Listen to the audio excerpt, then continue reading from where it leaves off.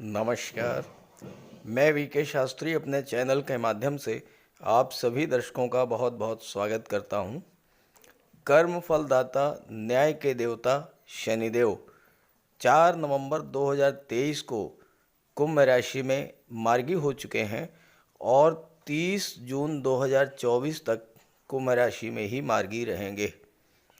शनि मार्गी पर मैंने एक वीडियो 2 सप्ताह पहले अपलोड किया था। उस वीडियो पर बहुत से दर्शकों ने जानना चाहा है कि शनि मार्गी तो हो गए, लेकिन अपना शुभ फल कब से देना शुरू करेंगे। बहुत से दर्शकों ने यह भी जानना चाहा है कि ग्रहों के शुभ स्थिति में गोचर के बाद भी उनके जीवन में सुधार क्यों नहीं हो रहा है। हालांकि कुछ दर्शकों ने यह भी कमेंट किया है कि उनकी आर्थिक स्थिति में कुछ सुधार देखने को मिल रहा है, व्यापार व्यवसाय की मंदी धीरे धीरे समाप्त हो रही हैं, जीवन में जो संघर्ष चल रहे थे, जो परेशानियां चल रही थी वो कम हो रही हैं, विदेश जाने का योग बन रहा है, कार्य क्षेत्र में प्रगति देखने को मिल रही है। लेकिन सबके साथ ऐसा नहीं हो रहा है। तो आपके इन्हीं सब प्रश्नों का समाधान लेकर मैं ये वीडियो अपलोड कर रहा हूँ। ये विश्लेषण आपकी चंद्र राशि के आधार पर किया जा रहा है, यानी चंद्रमा आपकी जन्म कुंडली में जिस राशि में गोचर कर रहे हैं वही आपकी चंद्र राशि होगी और उसी के आधार पर आपको इस वीडियो को समझना है। तो ये है कन्या राशि के जातकों की कुंडली। कन्या राशि के जातकों की कुंडली में पिछले 2.5 वर्ष से शनि की पनौती गतिमान थी। 17 जनवरी 2023 को शनिदेव ने राशि परिवर्तन किया और राशि परिवर्तन करने के बाद जैसे ही कुंभ राशि में आए शनिदेव, कन्या राशि के जातकों के जीवन से पनौती की समाप्ति हो गई और शनिदेव का विपरीत राजयोग कुंडली के 6ठे भाव में बना। विपरीत राजयोग बनने पर कन्या राशि के जातकों को बहुत बड़ा लाभ मिलना चाहिए था। आर्थिक स्थिति में सुधार आना चाहिए था, स्वास्थ्य में लाभ होना चाहिए था, कोई कर्ज वगैरह था वो समाप्त होना था, विदेश जाने के रास्ते खुलने चाहिए थे, विदेशी व्यापार में लाभ होना चाहिए था, धन की प्राप्ति होनी चाहिए थी, लेकिन ऐसा कुछ भी नहीं हो पाया। और 17 जनवरी से लेकर के और 4 नवंबर तक शनि का कोई विशेष फल नहीं मिला। इसी दौरान 21 जून को शनि वक्री भी हो गए। अब वक्री अवस्था में शनि ने नक्षत्र परिवर्तन भी किया।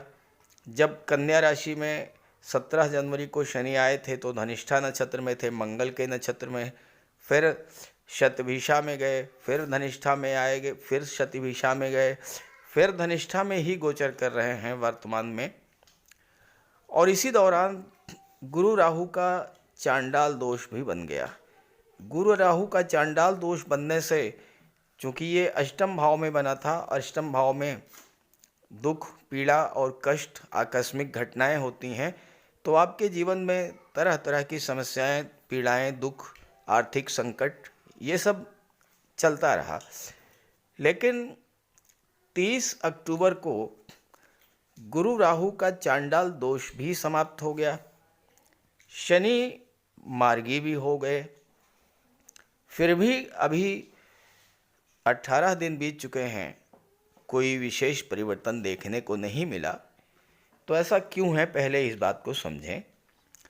देखिए, शनिदेव एक ऐसे ग्रह हैं जो एक राशि में बहुत लंबे समय तक, लगभग 2.5 वर्ष तक गोचर करते हैं, इसलिए शनि का फल बहुत धीरे धीरे मिलता है। दूसरी बात यह है कि 21 जून से 4 नवंबर के बीच शनि वक्री थे, तो शनि की स्पीड और भी स्लो हो गई।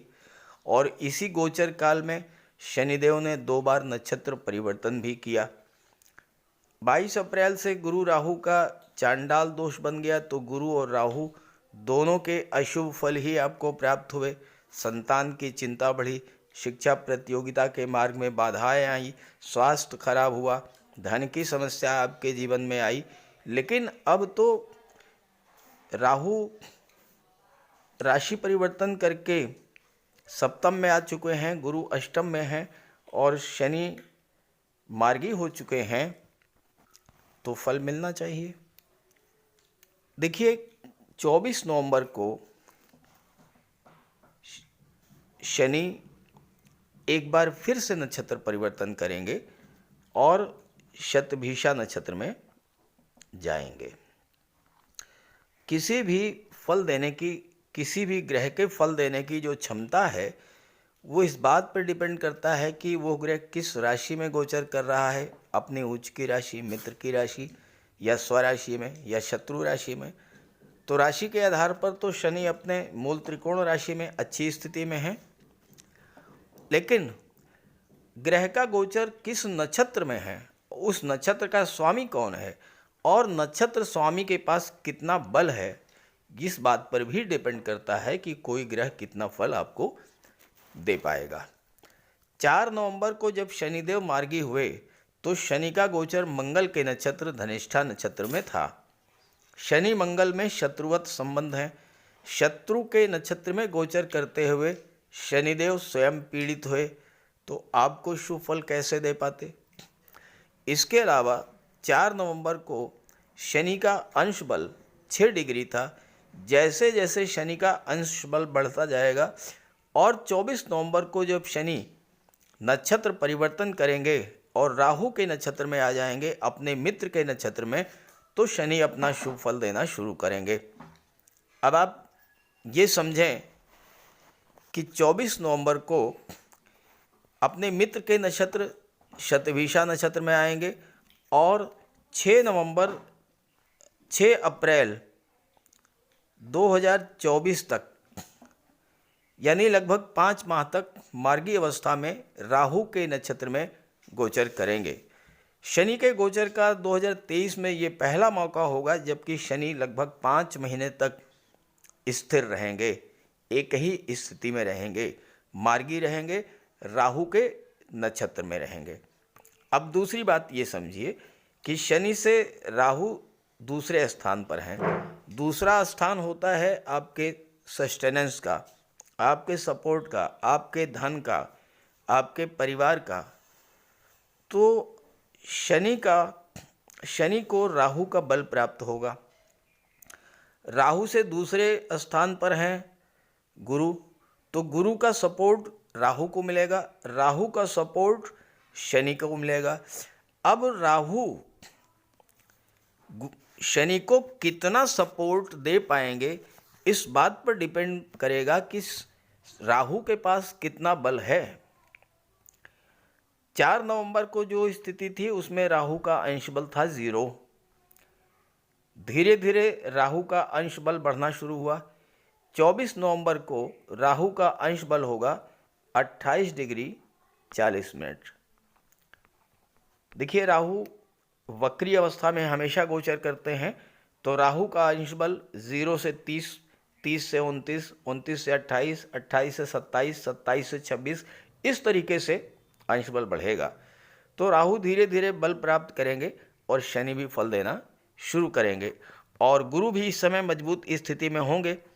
तो गुरु का बल राहु को, राहु को बल शनि को, और शनि 24 नवंबर के बाद धीरे धीरे अपना फल देना शुरू कर देंगे। अब प्रश्न ये है कि आपको धन कब मिलेगा, आर्थिक स्थिति में सुधार कब होगा, कर्ज कब उतरेगा, सुख कब प्राप्त होगा, आपकी इच्छाओं की पूर्ति कब होगी।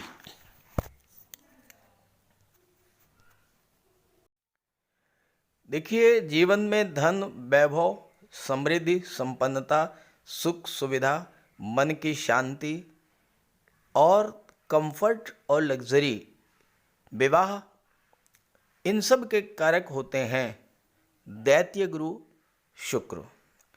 और शुक्र कन्या राशि के जातकों के लिए बहुत महत्वपूर्ण है क्योंकि आपकी कुंडली में भाग्य के भाव के स्वामी हैं और धन के भाव के स्वामी हैं शुक्र।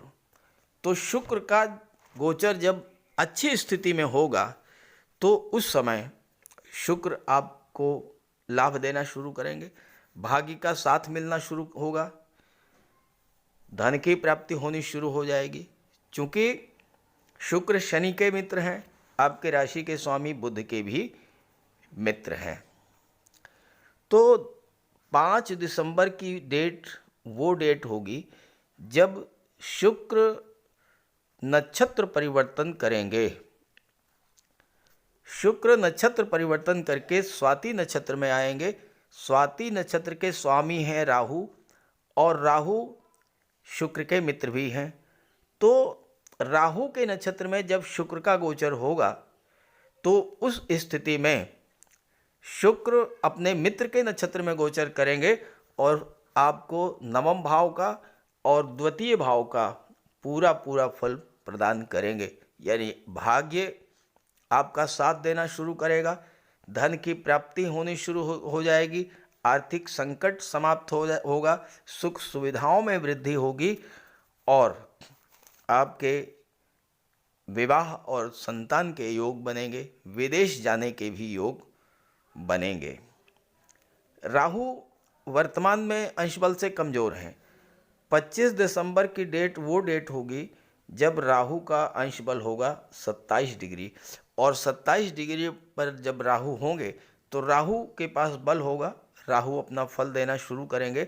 शनि भी अंश बल से बली होंगे और गुरु तो अंश बल से मजबूत हैं ही, शुक्र भी अपना शुभ फल देंगे। और इस तरह से देखा जाए तो 25 दिसंबर के बाद आपको शनिदेव का शुभ फल प्राप्त होगा। अब एक प्रश्न और, कन्या राशि के करोड़ों जातक हैं, तो क्या सभी को एक समान लाभ प्राप्त होगा? ये तो कतई संभव नहीं है, क्योंकि जन्म के समय, जन्म का स्थान, जन्म के समय चंद्रमा और सूर्य की स्थिति, इन सब कारणों से हर व्यक्ति की जन्म कुंडली में ग्रहों का गोचर अलग अलग होता है, ग्रहों का अंश बल अलग अलग होता है, हर व्यक्ति की जन्म कुंडली अलग अलग होती है। तो अब आप अपनी जन्म कुंडली को नेट से डाउनलोड करके देखिए कि आपकी कुंडली में लग्न के भाव में किस ग्रह का गोचर है, धन के भाव में किस ग्रह का गोचर है, सुख के भाव में किस ग्रह का गोचर है, भाग्य के भाव में किस ग्रह का गोचर है और लाभ के भाव में किस ग्रह का गोचर है। और फिर आप ये देखिए कि लग्न के स्वामी, धन के स्वामी, भाग्य के स्वामी और सुख भाव के स्वामी का अंश बल कितना है। अगर अंश बल 12 डिग्री से 18 डिग्री के बीच में है, उस समय तो वो ग्रह आपकी कुंडली में मजबूत है।